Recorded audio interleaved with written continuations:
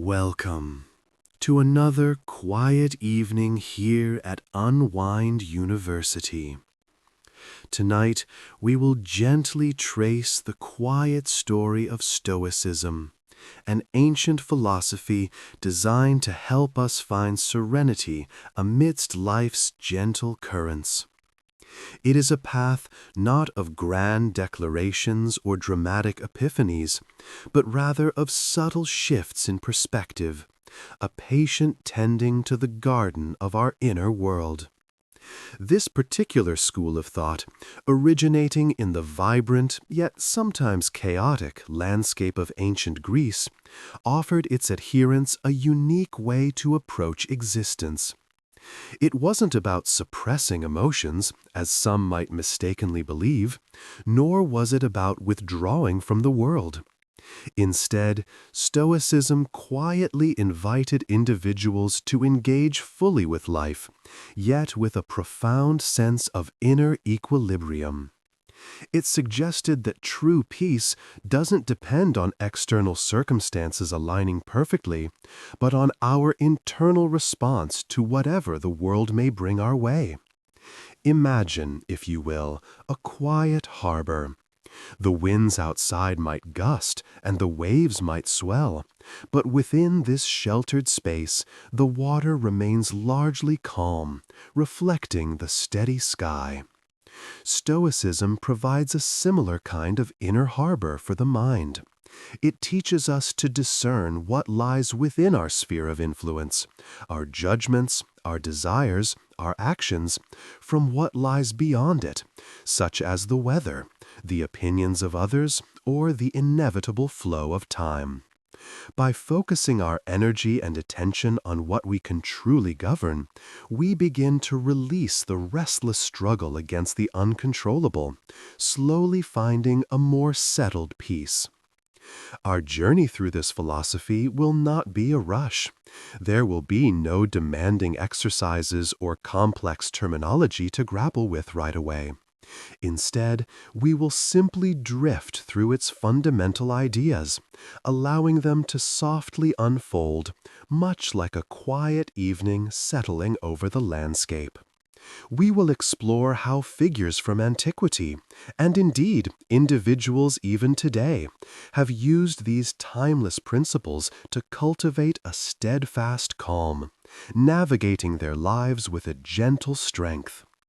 It is a wisdom that whispers rather than shouts, inviting us to listen closely, perhaps even as the day's last light fades around us. The soft hum of our journey now takes us back, far into the quiet corridors of time, to the bustling yet intellectually vibrant city of ancient Athens. It was here, around 300 years before the Common Era, that our story truly begins to gather its first gentle momentum. We turn our attention to a man named Zeno, originally from Citium, a port city on the island of Cyprus.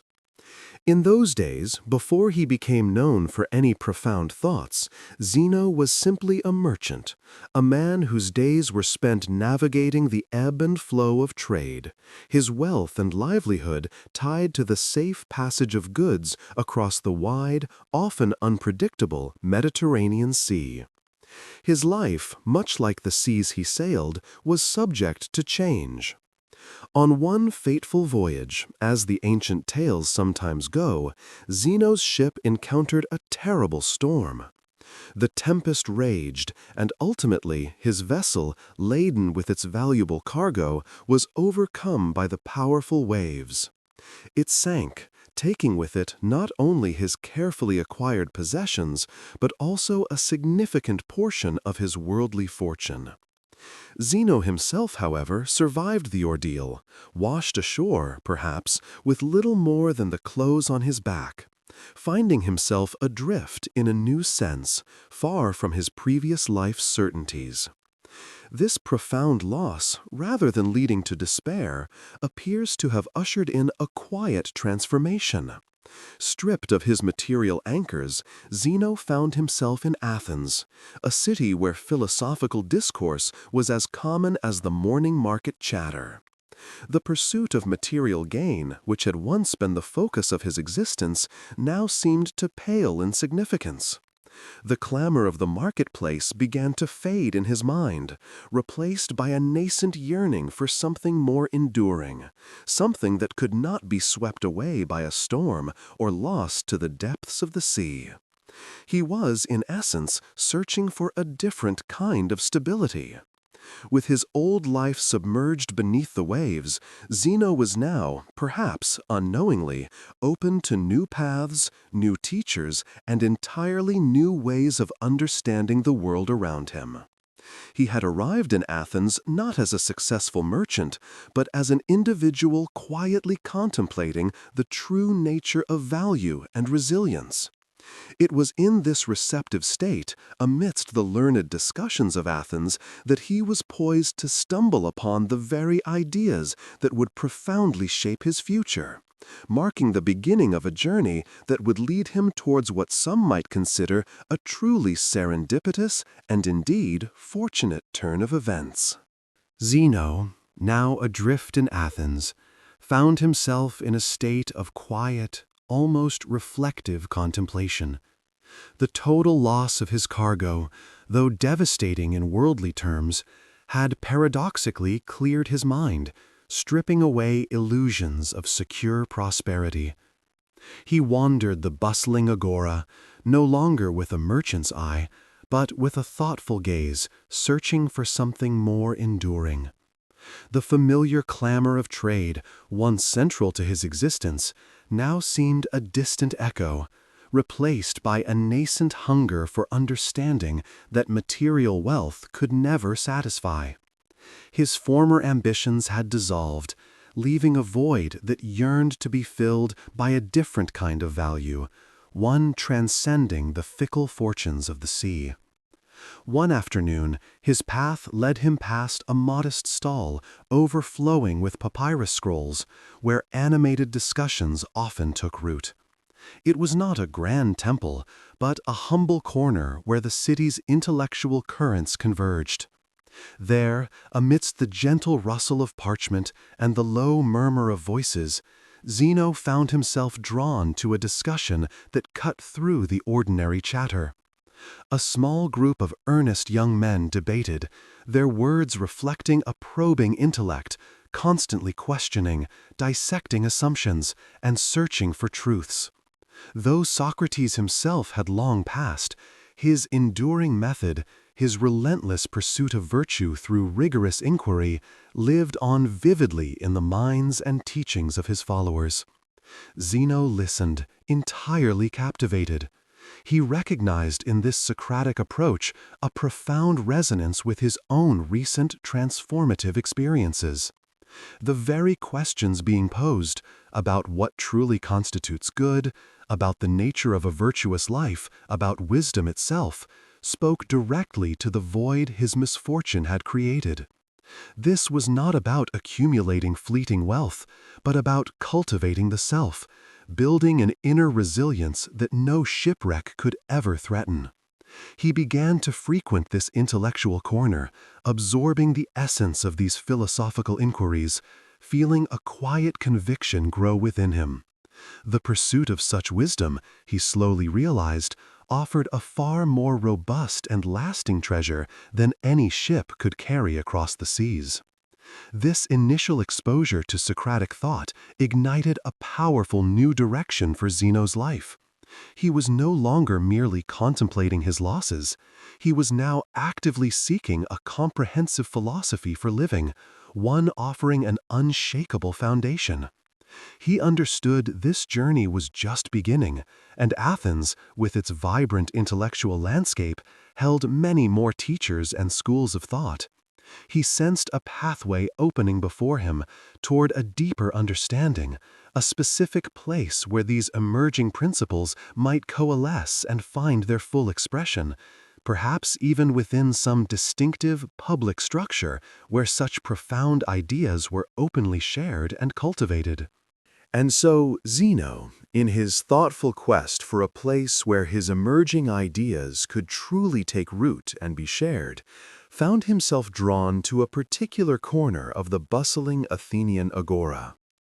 This was the heart of the city, a vibrant center of commerce and civic life, where people from all walks of life gathered, conversed, and exchanged news and philosophies. It was here, amidst the ebb and flow of daily activity, that he settled upon a distinctive structure. This was a long, covered walkway, a kind of grand porch, known to the Athenians as the Stoa Poikile. The name itself, poikile, meant painted or varied, referring to the magnificent murals and artworks that adorned its walls, depicting scenes from Athenian history and mythology. It was a beautiful and public space, offering shelter from the sun and rain, a natural gathering point for discussion and quiet contemplation, unlike the more exclusive academies or private homes where other philosophers might teach. Within this open, accessible setting, Zeno began to share his insights. He didn't establish a formal school behind closed doors. Instead, he taught right there, in the public view, under the painted ceilings of the Stoa Poikile. It was from this very location, this painted porch, that his emerging philosophy would derive its enduring name. Those who gathered to listen to his calm discussions and who embraced his way of thinking became known as Stoics, forever linked to that iconic walkway in the heart of Athens. His early lectures there were not grand pronouncements, but rather gentle conversations, unfolding gradually as people came and went. His calm voice would often turn to discussions of how one might navigate life's challenges with inner strength and clarity, exploring the paths toward a truly well-lived existence. He spoke of the importance of aligning oneself with the natural order of things, of finding peace through understanding what was within one's control and what was not. These quiet reflections on living rightly, on cultivating a robust inner life, formed the very bedrock of his thought, offering a steadfast guide through the complexities of human experience. His early lectures there were not grand pronouncements, but rather gentle conversations, unfolding gradually as people came and went. His calm voice would often turn to discussions of how one might navigate life's challenges with inner strength and clarity, exploring the paths toward a truly well-lived existence.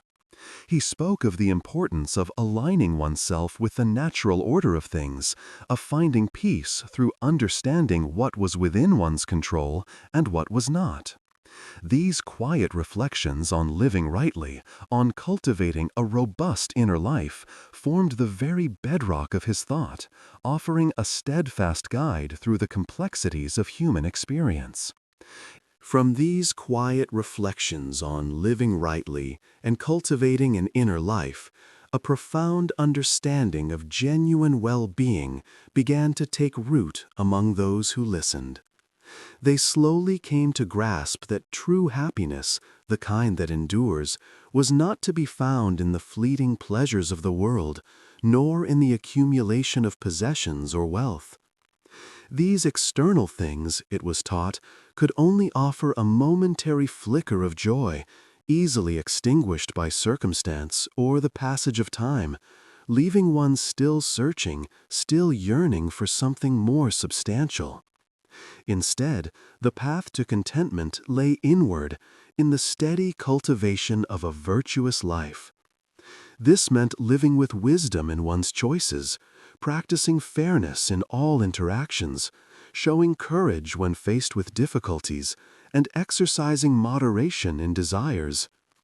It was a gentle discipline, not a harsh one, a quiet commitment to aligning one's actions and thoughts with these fundamental principles, allowing them to become the very foundation of one's being. This way, the inner landscape became calm, unperturbed by the storms of external fortune. To live virtuously also meant learning to exist in quiet harmony with nature's steady rhythm. It was an invitation to observe the world without judgment, to understand the cycles of growth and decay, the predictable rise and fall of events, much like the changing seasons or the patient flow of a river. By accepting what was beyond one's control and focusing only on what truly lay within one's power, one's own reactions, one's own character, a deep sense of peace could settle within the heart, mirroring the serene order of the natural world itself. This perspective gently shifted the focus away from a constant striving for external validation or material gain. It encouraged a quieter existence where inner peace was the ultimate reward, a state achieved through living simply, thoughtfully, and in accordance with the inherent good that lies within human potential. With such a robust inner foundation, grounded in virtue and aligned with the world's natural pulse, the mind then felt ready to contemplate even grander patterns, to gently turn its gaze towards the overarching principles that govern all things, preparing to unfold an understanding of the very fabric of existence. Having turned their thoughts inward, cultivating a tranquil spirit, the early Stoics also found themselves extending their gaze outward, towards the immense expanse surrounding them, patiently preparing to unfold an understanding of the very fabric of existence. They conceived of the cosmos not as a chaotic maelstrom of random events, but as an intricately woven tapestry of purpose and design. This grand arrangement, they believed, operated according to an inherent wisdom, a pervasive rationality that permeated every star, every stone, and every living thing. It was a universe that, despite its incomprehensible vastness, was fundamentally logical and organized, providing a steady and reliable framework for all that unfolded within it. For these philosophers, the entire cosmos functioned as a serene and gentle backdrop against which the drama of human life quietly unfolded. It wasn't an indifferent or hostile void, but rather a structured environment governed by immutable laws, where cause naturally followed effect.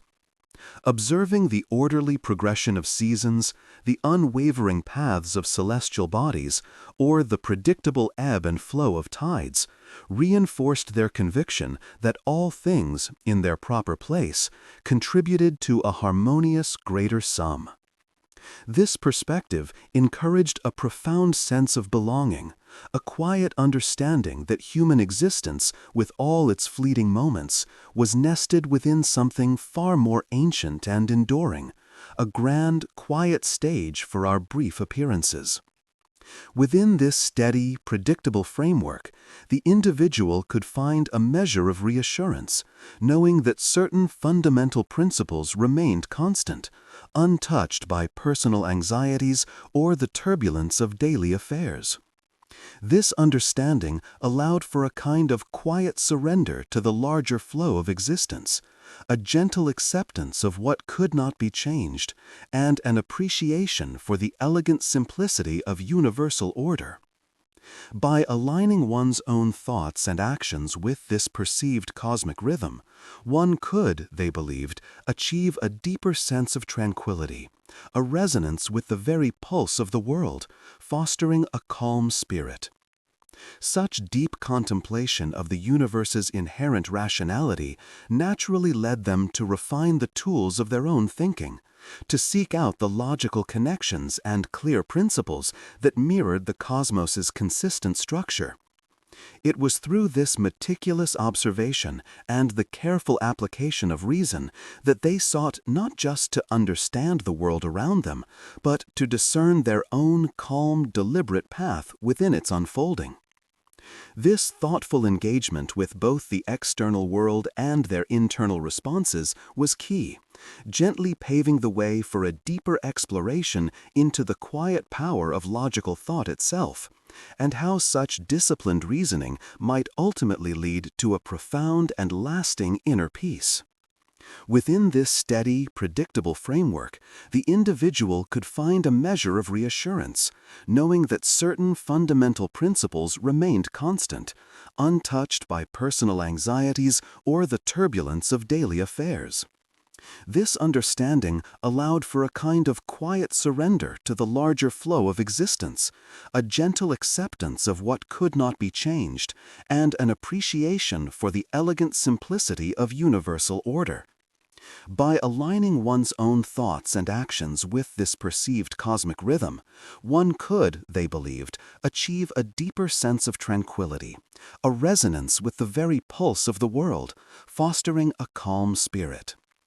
Such deep contemplation of the universe's inherent rationality naturally led them to refine the tools of their own thinking, to seek out the logical connections and clear principles that mirrored the cosmos's consistent structure. It was through this meticulous observation and the careful application of reason that they sought not just to understand the world around them, but to discern their own calm, deliberate path within its unfolding. This thoughtful engagement with both the external world and their internal responses was key, gently paving the way for a deeper exploration into the quiet power of logical thought itself, and how such disciplined reasoning might ultimately lead to a profound and lasting inner peace. Following their careful observations of the world and their own responses, a unique approach to logical thought began to take shape. This was not the sort of logic meant for sharp arguments or to decisively win over another's viewpoint in a boisterous discussion. Rather, their system of reasoning was developed with a far quieter, more personal purpose in mind. It served as a gentle, internal compass, designed to guide their individual thoughts away from the winding paths of confusion and towards a serene clarity. The aim was not intellectual combat, but rather a profound inner order, cultivated within the quiet spaces of the mind, helping each person to discern their own path with thoughtful precision, undisturbed by the external world's clamor or the internal mind's own occasional disarray. This particular form of logic involved a patient, almost meditative process of examining one's own mental processes. It encouraged individuals to slowly unravel complex ideas, to trace the origins of their beliefs, and to identify any subtle inconsistencies or unexamined assumptions that might subtly cloud their understanding. By doing so, they could gently dismantle sources of unnecessary anxiety or doubt that often arise from muddled thinking. It was a practice of self-awareness applied to thought itself, ensuring that each step of their reasoning was sound, clear, and firmly rooted in a quiet apprehension of truth, rather than being swayed by fleeting emotion or external pressures. Through this consistent and gentle application of logical principles, a remarkable sense of inner peace often emerged. When thoughts were clear, when intentions were well reasoned, and when decisions were made without the interference of mental disturbance, the mind found a natural stillness. This was not a peace born of ignorance or avoidance, but one cultivated through a disciplined engagement with reality, both internal and external.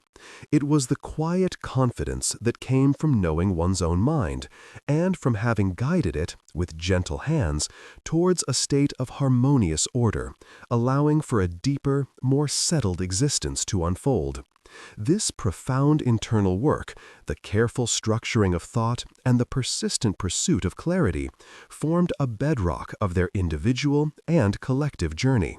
Having cultivated such a quiet, logical foundation within themselves, they were then, in a very subtle and gentle way, preparing for what might be considered a central and defining aspect of their lives, a crucial passage or stage in their unfolding journey. It was a time that would ask not only for their reasoned thought, but also for their profound resilience, as they prepared to navigate the heart of their shared experience, a journey known quietly, and perhaps with a touch of deep contemplation, as the Middle Passage. And so, this idea of a crucial passage, a journey of profound resilience, was not just for the individuals embracing Stoicism, but, in a quiet, unfolding sense, for the philosophy itself. For Stoicism, too, was destined to embark upon its own significant voyage, a gradual and thoughtful movement from its initial home in Greece to new, fertile ground. It was a journey spanning not days or weeks, but entire centuries, carried not by ships on turbulent seas, but by the steady current of human thought and intellectual exchange. Over these many generations, the tenets and principles of Stoicism began their gentle migration. Like a deep and considered river flowing steadfastly downstream, the core ideas started to spread beyond their Hellenic origins. Along this extended path, certain thoughtful individuals played a quiet yet pivotal role. One such figure was Epictetus, whose subtle influence helped to guide this philosophical stream. Epictetus was not a revolutionary, nor did he seek to dramatically alter the fundamental fabric of Stoic thought. His approach was one of gentle refinement, a quiet reshaping, a careful emphasis on aspects that might resonate more broadly with different cultural sensibilities.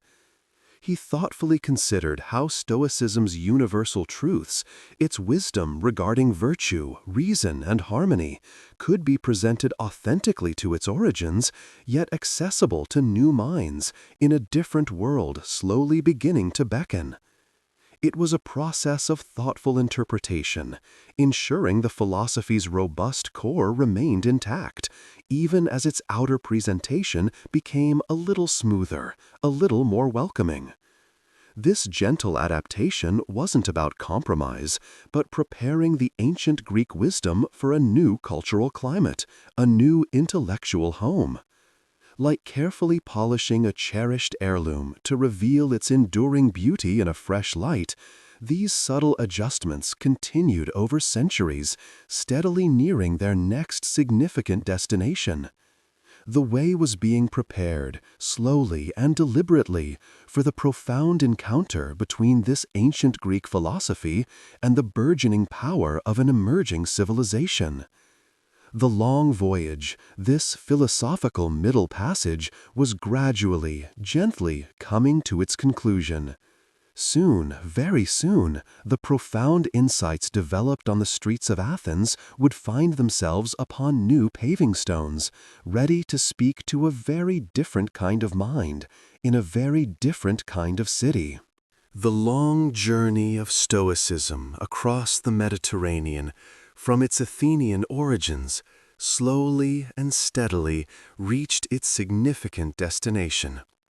As the philosophical middle passage drew to its close, those profound insights, once articulated on Greek streets, did indeed find themselves upon the new paving stones of Rome, ready to speak to a very different kind of mind, in a very different kind of city. It was not a sudden arrival, but rather a gradual, almost imperceptible permeation, carried by scholars, diplomats, and curious minds, weaving itself into the intellectual fabric of a burgeoning power. During this period, the Roman Republic, vast and complex, was undergoing an immense and often tumultuous transition into what would become an empire. These were times of profound change, marked by political upheaval, civil unrest, and the constant expansion of power and responsibility. Amidst such widespread uncertainty and the often brutal realities of ambition and conflict, many Romans began to seek a form of inner stability, a philosophical anchor to navigate the storms of public and private life. It was here that Stoic ideas found fertile ground, resonating deeply with the Roman temperament. The Roman character traditionally valued virtues such as duty, discipline, practical wisdom, and an unwavering steadfastness in the face of adversity. Stoicism, with its emphasis on reason, self-control, living in harmony with the natural order, and the cultivation of an inner citadel of virtue, provided a profound philosophical framework that not only aligned with these existing Roman ideals, but also offered a deeper, more articulated understanding of how to live a life of integrity regardless of external circumstances. Over the generations, Stoic thought became intricately interwoven with the educational practices and ethical discussions among the Roman elite. It offered guidance to statesmen grappling with immense power, to soldiers facing the perils of war, and to ordinary citizens seeking a meaningful existence within a rapidly changing world. It spoke to the burden of empire, the demands of public service, and the perennial challenge of maintaining one's moral compass amidst the pressures of Roman society. This quiet philosophical migration firmly established Stoicism on Roman soil, allowing its principles to take root and flourish in new ways. The insights once nurtured in the Greek city-states were now ready to be refined, reinterpreted, and articulated with a distinctly Roman voice. Soon, a particular voice, known for its extensive writings and profound wisdom, would emerge to offer a gentle yet powerful counsel, illuminating the path for many through challenging times and guiding them toward an enduring inner peace. It was into this evolving Roman landscape, where Stoicism had taken root, that Lucius Annaeus Seneca, a figure of profound influence, would emerge. Born in Corduba, Hispania, around 4 BC, Seneca would spend much of his life at the heart of Roman power and intellectual discourse.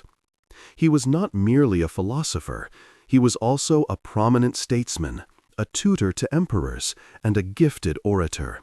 His life itself was a testament to the fluctuating fortunes of the imperial court, filled with both immense success and significant personal peril, reflecting the very trials he often wrote about with such quiet understanding.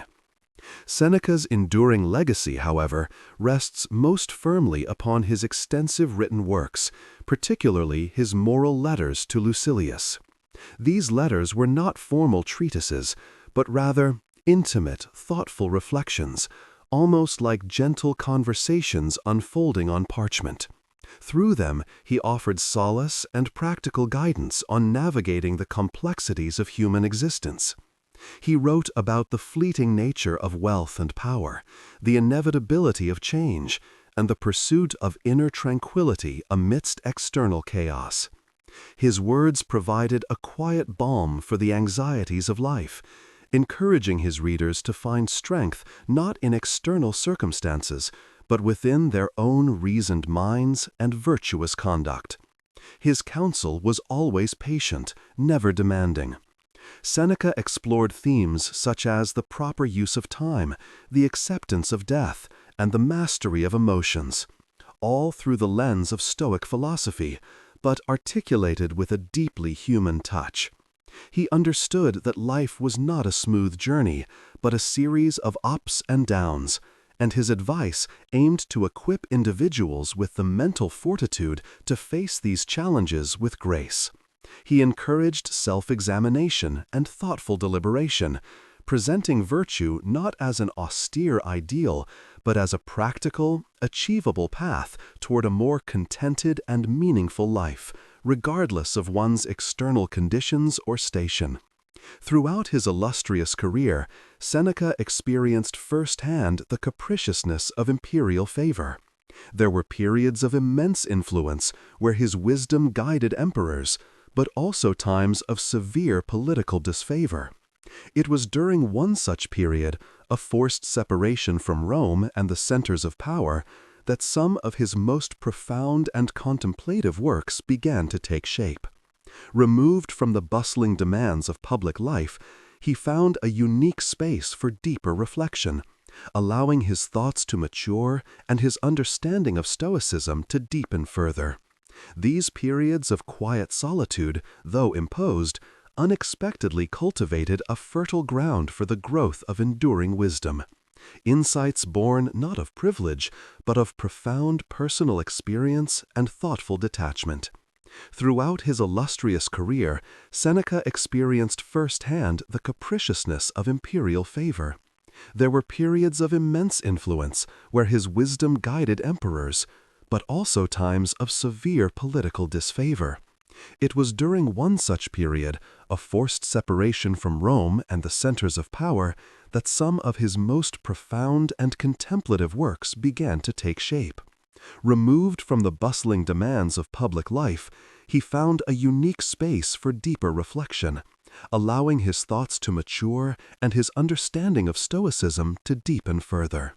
These periods of quiet solitude, though imposed, unexpectedly cultivated a fertile ground for the growth of enduring wisdom, insights born not of privilege, but of profound personal experience and thoughtful detachment.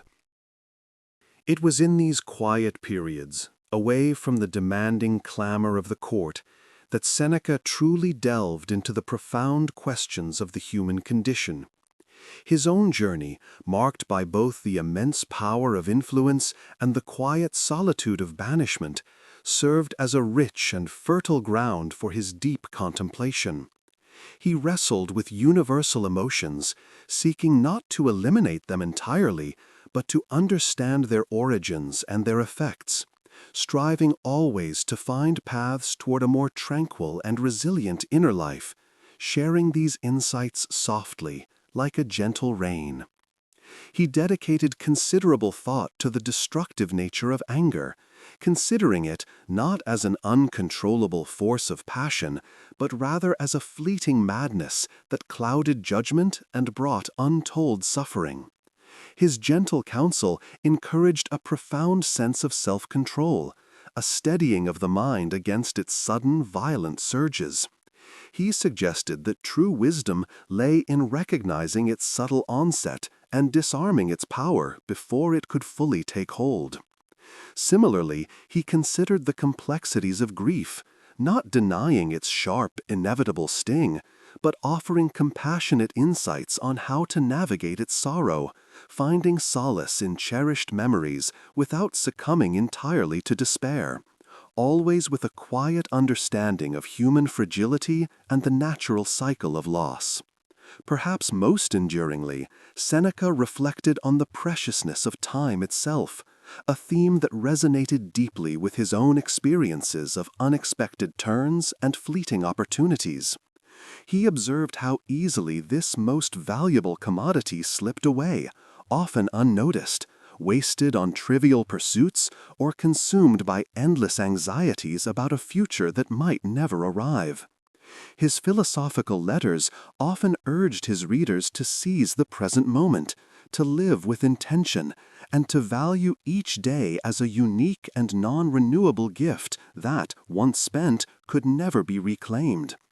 He shared these profound observations not as stern commands or urgent warnings, but as soft invitations to deeper self-reflection, encouraging a mindful appreciation for the finite and precious nature of existence. The wisdom he distilled during these times of quiet introspection and forced solitude would not, however, remain confined solely to his personal scrolls and private thoughts. In the intricate and often unpredictable weave of Roman destiny, this seasoned philosopher, rich in understanding gleaned from both the apex of power and the depths of privation, would soon find himself once again drawn into the demanding orbit of the imperial court.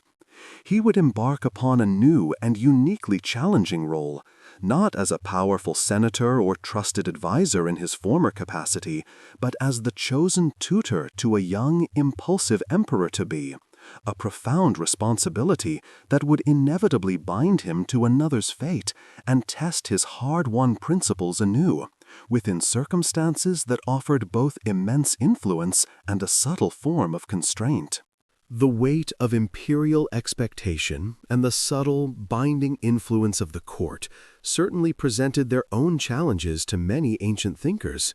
Yet, for others, the constraints were far more absolute, far less a matter of choice or negotiation. Our story then introduces Epictetus, a name that would echo through the ages, born into the harsh realities of slavery, sometime around 50 AD in the Phrygian city of Hierapolis. His early life, unlike that of privileged tutors or senators, was not defined by political maneuvering or academic leisure, but by the relentless demands of his master. It was a life where personal freedom was an abstract concept, a distant dream, if even that. Despite this profoundly difficult beginning, fate, or perhaps providence, guided young Epictetus towards a different path than mere servitude. He eventually found himself in Rome, likely as a slave of Epaphroditus, a powerful freedman and secretary to Emperor Nero. It was within this unlikely household, amidst the clamor and intrigue of a wealthy Roman estate, that Epictetus encountered the teachings of Stoicism. His master, recognizing a keen intellect, allowed him to study under Musonius Rufus, one of the most respected Stoic philosophers of the era.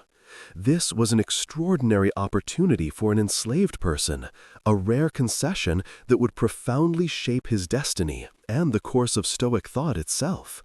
Under Musonius Rufus, Epictetus absorbed the rigorous principles of Stoicism, principles he would later articulate with a clarity and power unmatched by many. He would eventually gain his freedom, though the exact circumstances remain somewhat veiled by time. As a freedman, he established his own school in Nicopolis, after Emperor Domitian banished all philosophers from Rome. There, he taught not through grand treatises, but through engaging dialogues and practical wisdom, emphasizing that true freedom lay not in external circumstances, but in one's inner disposition. His teachings, carefully recorded by his student Arrian in works like the Discourses and the Enchiridion, became cornerstones of Stoic philosophy. Epictetus, the enslaved teacher, understood perhaps better than any the profound difference between what is truly within our power and what lies beyond our reach. He taught that while we cannot always control external events, our birth, our social standing, even the actions of others, we always retained control over our own judgments, our desires, our aversions, and our intentions. It was in recognizing and diligently separating these two spheres, the internal and the external, that one could find not just resilience, but a lasting sense of tranquility. This wisdom, distilled from a life of ultimate constraint, offered a clear path towards a profound inner quietude and a deep, enduring peace, by understanding precisely where one's true dominion truly resided. This understanding of true dominion, of where one's power genuinely lay, formed the very core of Epictetus's practical philosophy. He taught that true freedom, and indeed a deep and lasting serenity, arose from diligently distinguishing between what was truly within our control and what was not. He carefully outlined these two distinct categories for his students. On one side, those aspects of life over which we possessed absolute authority. On the other, all those elements that remained entirely beyond our direct influence. It was this clear demarcation, this sober assessment of reality, that promised a quiet mind. At the heart of this philosophy was the unwavering assertion that our own judgments, impulses, desires, and aversions were entirely our own domain. We possess absolute authority over how we perceive events, how we react, and the intentions guiding our actions. Our character, moral choices, and the effort we put into cultivating virtue, these were our undisputed sovereignty. No external force, no tyrant, no twist of fate could ever strip us of this inherent capacity to choose our inner stance, to affirm our dignity, or to direct our moral compass. This was the unassailable fortress of the self, always accessible. Conversely, Epictetus firmly instructed that virtually everything else fell outside this personal sphere of control. Our physical body, our possessions, reputation, the opinions of others, health, social status, even the very events that unfold around us, these were all, to varying degrees, indifferent to our desires and beyond our command. To cling to the belief that we could dictate these external realities was, in his view, the fundamental source of human frustration, disappointment, and suffering. It was a futile and exhausting endeavor, akin to attempting to change the path of the stars through sheer willpower. True peace, then, did not arrive from having a perfect life where all external circumstances aligned with one's wishes. Instead, serenity flowed naturally from the disciplined acceptance of what lay outside our power, and the focused cultivation of what lay within it. By consistently turning our attention inward, refining our judgments, and aligning our desires with what is truly attainable, a virtuous inner life, one could achieve an unshakable inner calm, regardless of the turbulent currents of the outer world. This profound shift in perspective was the key to unlocking a deep and enduring quietude, a stable sense of well-being that no misfortune could perturb. These vital lessons, patiently articulated and demonstrated by Epictetus throughout his teaching life, offered a practical framework for navigating the complexities of human existence. They were not merely abstract philosophical musings, but lived principles designed to empower individuals with genuine strength and inner freedom. His students absorbed these insights, transforming them into a guide for their own lives, and much of this profound wisdom was meticulously captured for posterity, preserving the very essence of his daily instruction. Indeed, it was through the dedicated efforts of his most attentive student, Arrian, that the gentle, guiding wisdom of Epictetus truly found its enduring form. Arrian, acting as a diligent scribe, carefully recorded his teacher's lectures, preserving these profound insights primarily within the comprehensive records known as the Discourses, and in the more concise summary, the Enchiridion. These volumes were not merely philosophical texts, they were direct transmissions of Epictetus's practical counsel, offered with a warmth and clarity designed to soothe and strengthen the soul. Within these pages, one finds a timeless invitation to live with greater tranquility and purpose. Epictetus taught that true freedom lies not in external circumstances, but in how we choose to perceive and respond to them. He gently guided his students to distinguish between what truly lies within their power, their thoughts, judgments, and intentions, and what does not, such as other people's opinions, possessions, or external events. This fundamental distinction was the cornerstone of his philosophy, offering a clear path away from anxiety and towards a state of enduring peace, regardless of the world's unpredictable nature. His lessons encouraged a deep self-reflection, urging individuals to cultivate virtues like patience, courage, and integrity, seeing these as the true wellsprings of a meaningful existence. The wisdom offered was always grounded, always practical, designed to be applied in the everyday moments of life, from managing a difficult interaction to facing personal hardship.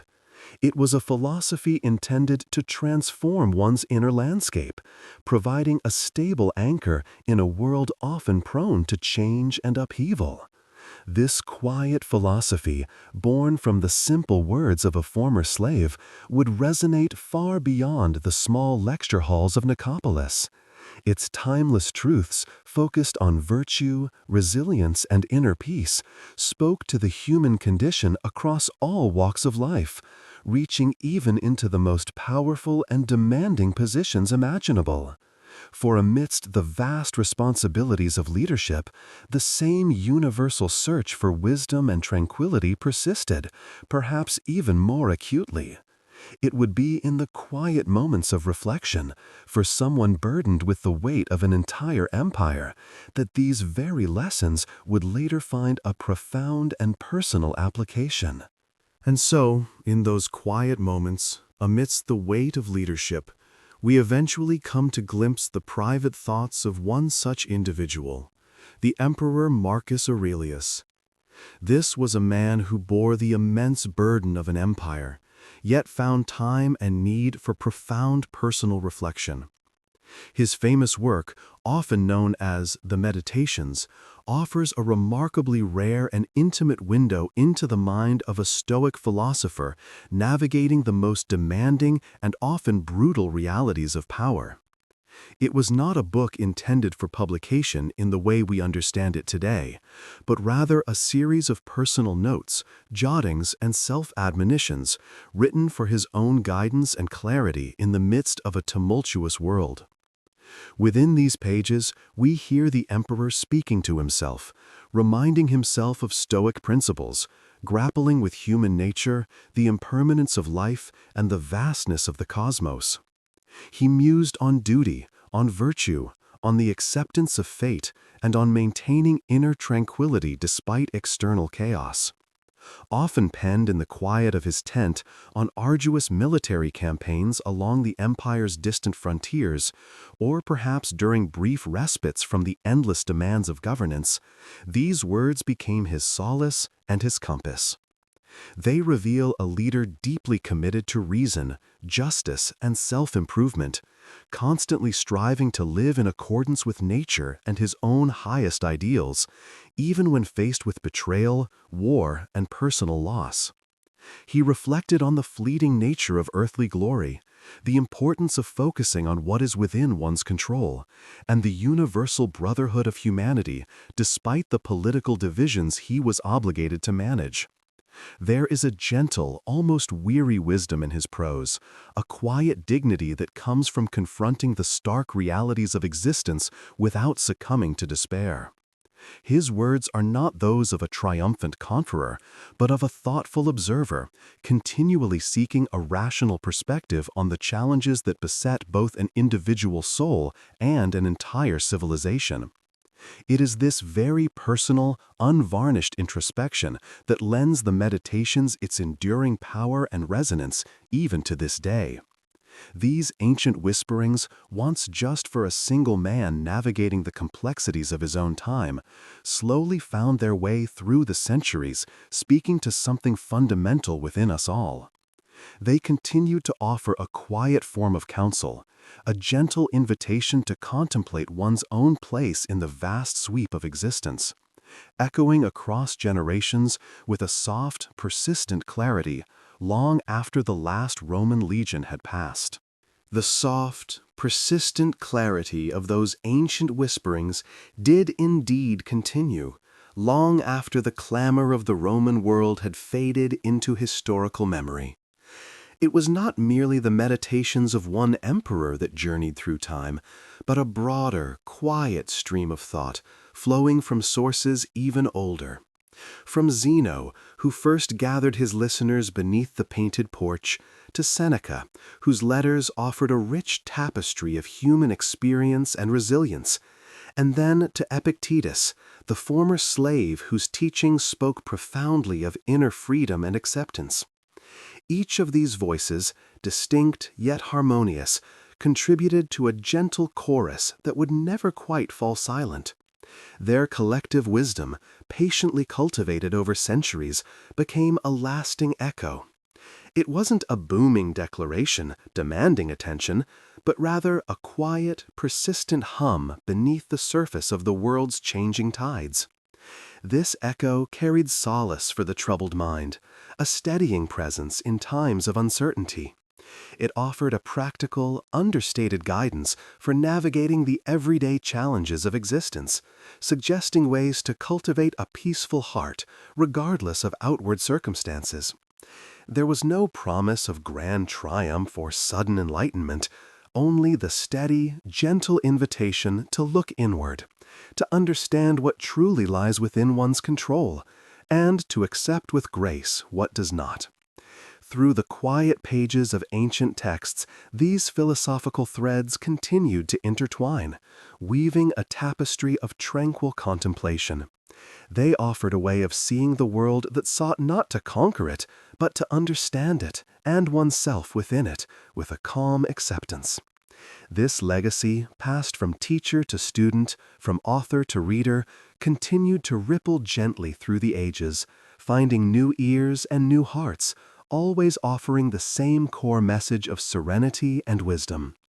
It remained a quiet companion, always there for those who sought a moment of stillness, a gentle reassurance that peace was possible even amidst the noise. And now, as we gently approach the final reflections of our long, slow journey through these timeless ideas, we might consider how these ancient echoes continue to resonate within our own lives, a quiet testament to their enduring, gentle power. This legacy, passed from teacher to student, from author to reader, continued to ripple gently through the ages, finding new ears and new hearts, always offering the same core message of serenity and wisdom. It remained a quiet companion, always there for those who sought a moment of stillness, a gentle reassurance that peace was possible even amidst the noise.